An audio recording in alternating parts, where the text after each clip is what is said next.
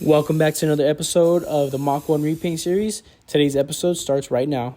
Unfortunately, I won't be able to bring my car back to the shop until next Monday. So, in the meantime, I'm going to be using the wet sanding method to go ahead and erase all of this black paint right here that we sprayed as a guide coat on the car.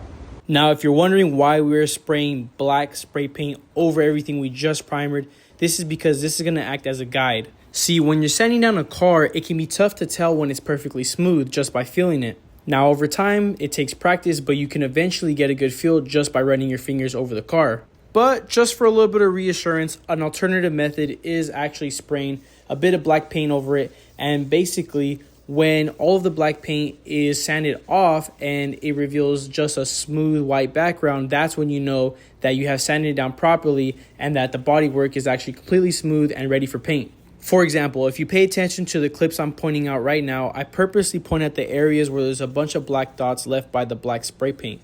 This is because it is not completely sanded down.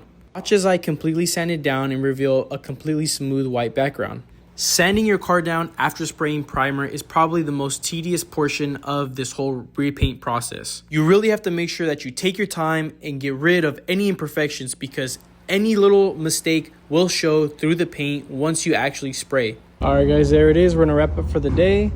I was working at that guide coat layer right there with some sandpaper, making sure I took my time to go ahead and leave it real nice and smooth because after this sanding, this is the last step before we actually throw on the paint. So we do want to make sure that everything is perfectly smooth.